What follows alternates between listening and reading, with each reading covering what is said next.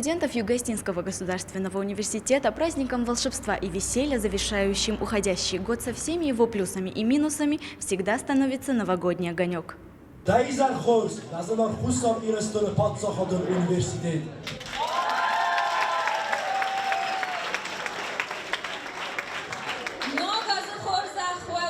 Новогодний огонек студенчества Йогу открыли осетинский Дед Мороз и Снегурочка Митендодо Амамитенческ, которые позвали на подмогу русских коллег, без которых праздник не праздник.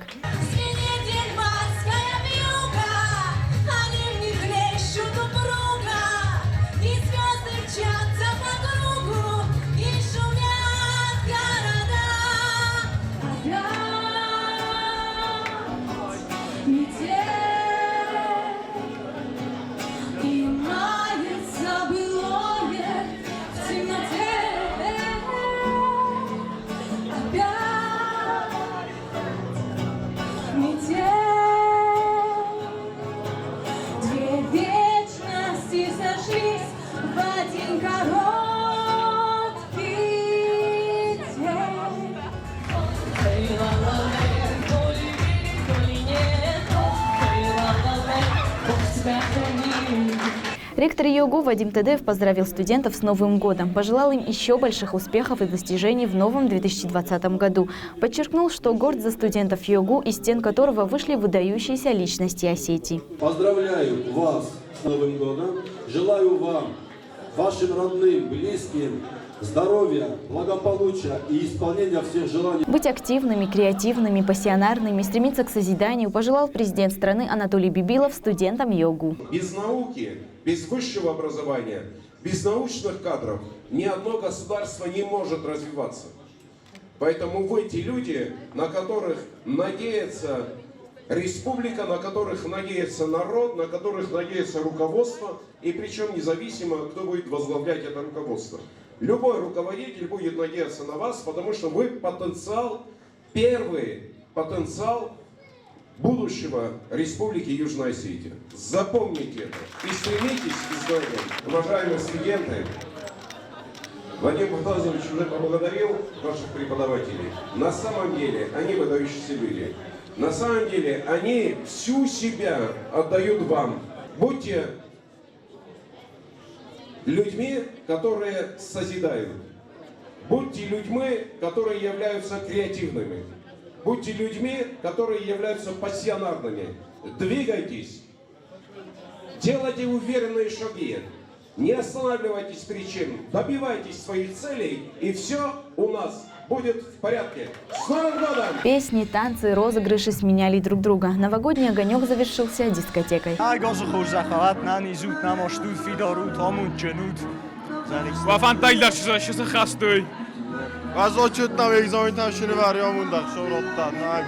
Новым годом! Он кайдар на газа хурзахвар.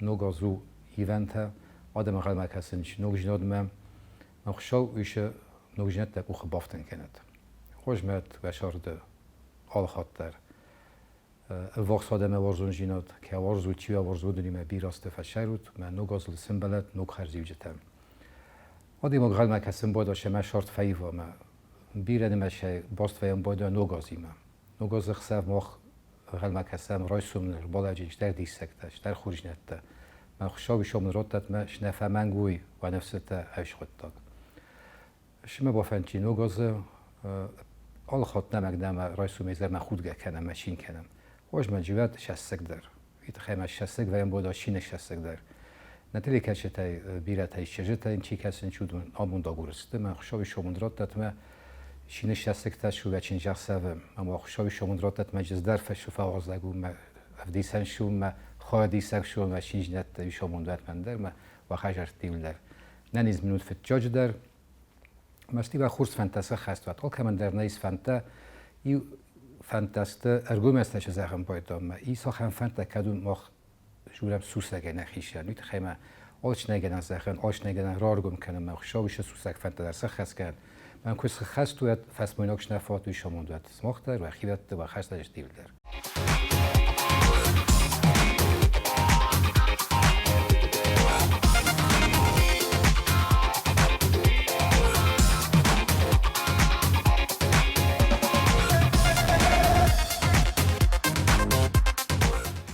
Nogazı erbaladməstə rəxsız günəfin qalmakasın tiristunu. Xusari ristunu patsaxadun üniversitede der birat samadisu mozaltta oqdartıda tazamagun rəsud bunu numel.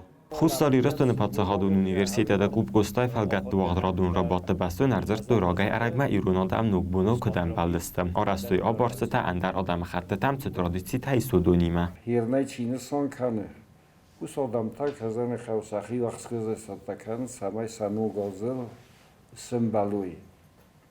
Sovetun du kudi vat saroz vartuy khas. Störş kuxtsinat imam testa timel samay symbaluy. Uz khas saroz vartuy studentada samay semestr zabakhay balkhın khanıma nok semestril falvarantıl sattaya symbaluy. Bana sangun در صدیو سیراق قده. ایران آدم منو گازک اصل کهود سیراق درل قلزک زرده راوگی مسن بلن. و این نسان کود تا آز زبه خی انفت بلزه که قام آیف غیا. رایسوم خزار مسخ تایی شیر باس اوزانی. ما بلدست سمر باس و نلگوی ماگ. سلگوی ماجر باس دیوسن قگودی. زبختو سوویتون دویجمن دلا شکولا و دلا sport площадь ками хаум фецагам школам ҳай директор масхо гуди май солма босетарад май дорникавам бо кутас хактани кай вақта яхим ама налгой могма балдесте валдай дарахам налгой могма хурзл нема чисди язарда хурс каману дар ери балга дар куттуй رایسوم کراکس های نوگازه و ساخما دیماج فینای نظر دیواق داموزن اینا قناف هست های خوزن نگبونه برگبون ایرون آدم ورناده که انبالوی فدل قدرت از آختا خوستار ایرستون پادساهادون اونیورسیته ایران لیتراتورای کافه درخیستر آخورگنک پلیت سرگو نگاز خورزخوات یول در آل کم بسته، آل خزاره، آل قو بسته یومیاک برای بون فارازنز فلا چسل خیسن زینت دیما وی امانه ما آدایماک ارزای سفزرگاو الکترونو ناو اما کمان یقودی سفوای وی یا فخوز در کنم ما فقاوه چی تا وسه مینی وگ نال سخست کنم ما ایون زینت در هاوردگه ارساونس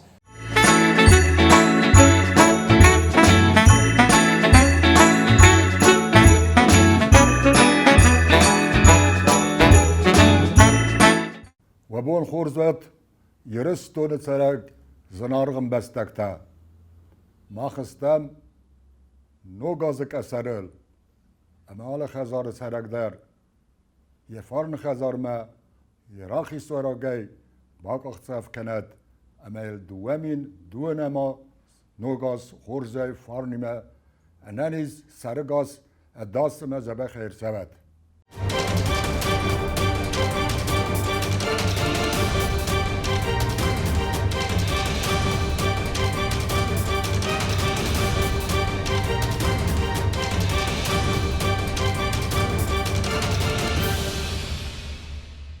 The date of January the 6th went down in recent history of South Ossetia as the Bloody Christmas. January the 6th, 1991, is the second stage of the armed aggression of Georgia against the people of South Ossetia in 1989-1992. The Georgian leadership brought into Tskhinval police units, the National Guard, Georgian militants dressed in police uniforms as well as criminals and drug addicts specially amnestied to capture South Ossetia.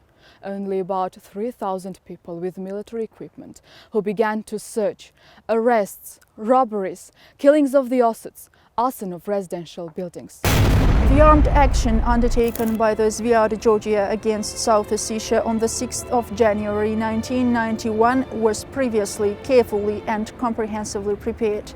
In January 1991, 29 years ago, on the night before Christmas, 3,000 armed people were brought into Tskhinval from the territory of Georgia.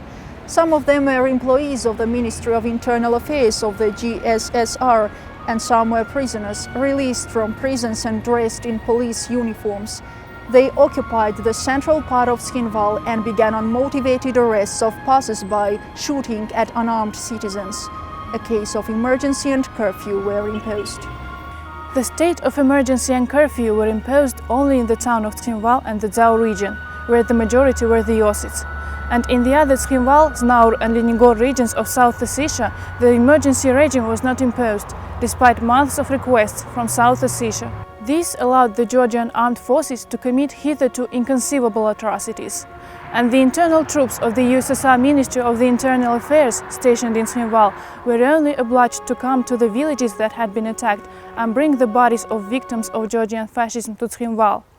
Attempts to bring living people from the attacked villages were in most cases unsuccessful, since near the entrance to Tskhinval, peaceful Ossets from the USSR Ministry of the Internal Affairs transport were transferred right to the hands of Georgian armed groups, and after brutal torture, indicted the death penalty. The most famous example is the Redvi tragedy of March 1991, where 12 Ossetian civilians were betrayed by Georgian armed groups, and after torture, in particular burning parts of the bodies of living people, broken bones of their arms and legs, were buried alive near the Georgian village of Eredvi. Incomparable cruelty. By the morning, the town center had already been occupied by the Georgians. Soon, the first victims appeared. Armed confrontation began right on the streets of the capital. Georgian gangs were knocked out of Tskhinval. However, having left the town, Georgian militants occupied the dominant heights and fired at residential areas with guns and rocket launchers point blank. The economic, energy, water and information blockade has begun. As a result of Georgian terror, only from January the 6th to September the 1st, 1991, 209 people were killed, 460 civilians were wounded, 150 people went missing. The morning of January the 6th, 1991 can be compared to the morning of August the 8th, 2008. If in August people were shocked by the fact that Georgian tanks were blasting down the town streets, then in January Tskhinval was occupied by Georgian police. The sight was as phantasmagoric as it was absolutely unexpected. Police barriers stood at all intersections of Tskhinval, some of them with shepherd dogs. The town center was completely blocked. Just as later in August, both ordinary people and the invaders had the feeling at first that Tskhinval had lost its will and ability to resist. However, both sides, fortunately, were mistaken. The morning of January the 6th was a period of waiting for compromises. For some reason, it seemed to everyone that the Tbilisi leadership would be phoned from Moscow any minute and the Georgian police would be withdrawn. On that winter morning, people were preparing to celebrate Christmas. It was impossible to believe that anything bad could happen. And although people were anxious, no one expected that blood would be shed. Discontent poured into peaceful actions. The spontaneously formed improvised self-defense headquarters gathered several hundred young guys. They at one time, at their own peril and risk, concealed their hunting rifles and small caliber rifles from re-registration. Also, at the risk of freedom, several people purchased assault rifles and carbines, while the arms market was absolutely criminal those days. The headquarters decided to attack the Georgian bandit police units the next day, January the 7th. On January the 7th, 1991, a curious detail came to the light. Almost the entire Georgian part of the population of Tskhinval had secretly left the town the day before, having previously equipped the attics of their houses with sniper points, which were subsequently occupied by police killers. Moreover, not a single Georgian warned his fellow countrymen Ossets about the threatened danger, and this despite the fact that in the town representatives of these two nationalities were sometimes connected by closely related, neighborly and friendly relations. For example, the artist of the Georgian troupe of the South Ossetian State Drama Theatre did not say a word to their Ossetian colleagues about the impending invasion. Later, it turned out that the Georgian leadership convinced ethnic Georgians that after restoring order, they would return to the town liberated from the Ossets. Subsequently, these people will be declared refugees from the Tskhinval region. Although they do not fall into the category of refugees or internally displaced persons, since no one expelled them or forced them to leave their homes. By the way, the standard of living of ethnic Georgians in South Ossetia during the Soviet period was much higher than the average for autonomy. Thus, it is safe to say that this secret cowardly departure was a deliberate choice that had nothing to do with forced flight, and in fact was aiding in the subsequent murders and other serious crimes. However, The same charges can also be brought against the leadership of the USSR Ministry of Internal Affairs. Generals Malyushkin and Voronov, the troops subordinate to them during the days of unthinkable arbitrariness over the unarmed South Asian population hid in the barracks, as if what was happening did not concern them. The first shock was replaced by the need to act. The townspeople approached the police pickets and tried to shame the police. Sometimes it worked, but among the policemen there were also members of Georgian nationalist organizations, as well as specially for this event released criminals. One could recognize such pseudo-policemen in appearance, for the most part untidy, unshaven, rude in communication. And the stories that some of them had epaulets of different dignity are by no means a legend. Soon the events became irreversible. Grigory Kochiev, an employee of the Tskhinval militia department, tried to intercede for the arrested boys and was shot at point-blank range. On January the 7th, a 17-year-old lad, Murat Gaboev, a resident of the village Sneg, Tskhinval district of South Ossetia, was killed by Georgian gang police in Tskhinval. Vyacheslav Bagiev, an employee of one of the state institutions, was killed by an autonomous gunfire. On the night of January the 8th, defending their hometown, a 30-year-old resident of Tskhinval, Inal Tasoev, and a 35-year-old Rosif Skhavrebov were killed. On January the 8th, Georgians did not spare even the 87-year-old man, Erdi Hubaev, a resident of the village Eredvi, who happened to be unlucky to live in a Georgian village. Among the wounded was Ivan Skhavrebov, a 65-year-old man, a candidate of historical sciences. He received a wound in the region of the heart, but fortunately survived. From that moment on, the power of the word was replaced by the power of weapons. Then, for the first time, the Ossetian side began open hostilities. In total, from January the 6th to the 8th, 27 people received gunshot wounds. The decision to attack the bandit police was not easy after all. In Soviet terms, even passive resistance to a manual form of policemen was fraught with years of imprisonment, and firing at them meant signing a death sentence. True, there were their own nuances. Among the aggressors, there happened to be decent people as well, really law enforcement officers, who until the last moment did not know either target or place of the operation. Later it became known that police officers gathered all over Georgia in the town of Gori. Then they were put on buses not informing about their purpose and route of the trip and taken to Tskhinval. Some policemen made contact with local guys, exchanged the guns for civilian clothes and left the town. There was an extraordinary case of meeting of colleagues, an Ossetan Georgian, who served together in Afghanistan. The Georgian policeman asked his friend to take him out of the town. By the morning of January the 7th, information about new wounded captured among the Ossets came again. Later, several young men spent more than a year in Georgian prisons without charge and trial. From noon on January the 7th, the Georgians opened fire on the barricades again. It was impossible to hesitate further, and the self-defense fighters launched an attack on the gang's position from several directions at once. For a short period of time, aggressors were put to flight. In a panic, throwing their dogs, losing their heads, they hurried to save their lives. The thoroughbred dogs, abandoned by militant warriors, huddled under the seats of in a panic abandoned buses and whined plaintively. Almost all of them found shelter in the homes of the Ossets, who turned out to be much more caring owners for dogs. The result of this day was disappointing for the Georgian side.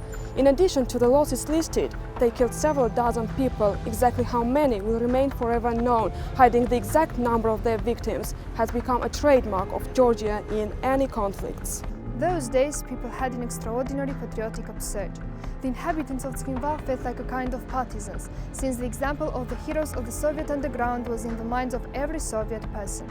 They were all educated by the system, so that at a subconscious level they were ready for action if the enemy suddenly comes to their country. Well, the youth did not even have to be persuaded. The age and underestimation of the danger themselves dictated the nature of the action. In addition, there was already a practice on November 23, 1989. So, in those January days, the young underground managed to steal the operational map of Tskhinval directly from the table of the Georgian chief, indicating the post, patrol routes and the names of the leaders. Of course, it was an amazing story that made its members heroes of the secret front. The only thing that upset is that the names of the participants remained secret. Then no one knew how the events would turn, and the punishment for the theft of a sufficiently important document could be serious. Later, such a feat no longer seemed unusual. More significant deed and more significant heroes appeared. During the first week, Georgian occupation units were squished around the perimeter of the town center. Every day, from the side of defenders of Trinval, there were attempts to slip into the zones of responsibility. The Georgian units could only move with significant combat guards. Arrogance was punishable. The morale of Georgian policemen also decreased significantly. There appeared killed and wounded among them. People were constantly waiting for an armed rebuff. Some of them understood the injustice of actions and characteristic profession of a policeman. Seeing how their disguised colleagues were engaged in arson of association houses and robberies, each of them acted at the call of conscience.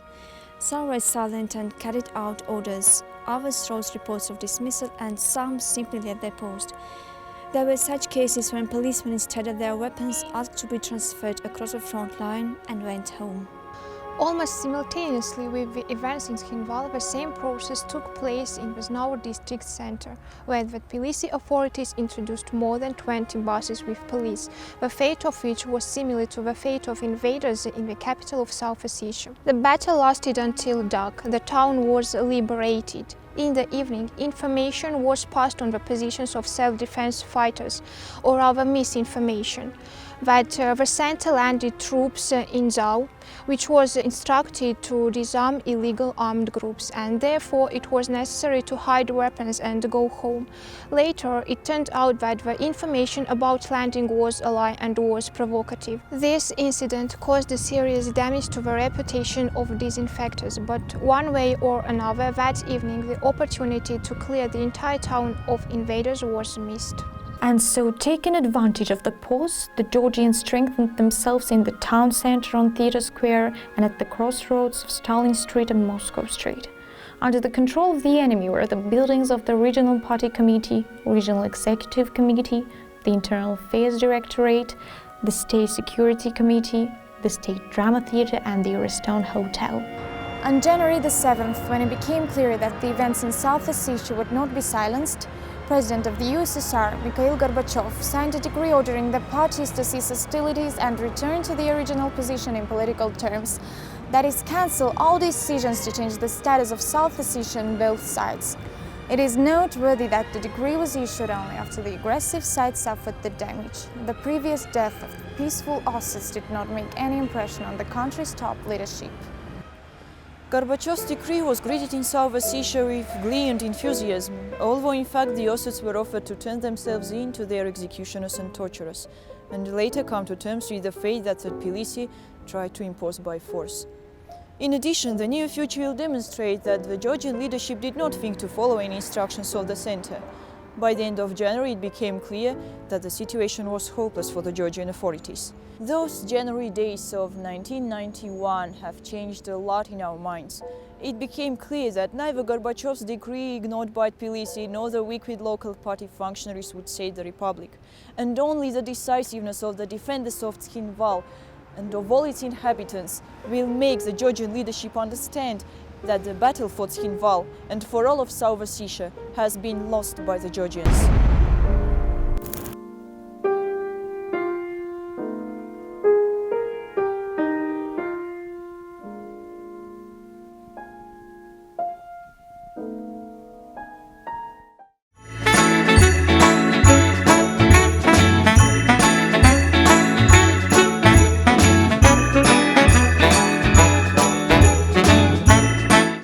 حال خجار در حال بود گویم در اقل ما کسیم باید دای نگاز ما شما خورجینت در خست و فند تیقود تاین سخت کنم ما فند من نقنی رستونن در حال خجار ونداگن در حال بودن در ما شفند شخود تسمیز مثلا شپلان تیاو دونسن نگاز دوامین استجادام شرخست و سخی فندیاگ یرستون فاسی وندم ما فندن اشتر زرده رار فکنن حال زونگ فاسی ودن داری راز اشتر خسته سنیش اشتر فانتاسمیز ماشه فانتا دوامین نودس هماز نسخست کود توی هی من نگاز دوامین سجام سن سخی فندیاگ من ماخ فندیاگ آخر گنج فندیاگ لیکتور تو فندیاگ خیست تو فندیاگ سخست کنه یار فسون شاب بالا بار کند ممنوش در فنده ما وقتگن زارون داز آرویتستم زارون داز درن خورس فشی خورس قد تکتن از نگورت رسوخت کنه نیم بارنجینات فخوز داری نفسی بعد فخوز در است سواگا خواست در سرتق در ساقارو در سپورت میدک در آخر میدک در اسکوست میدک در آن در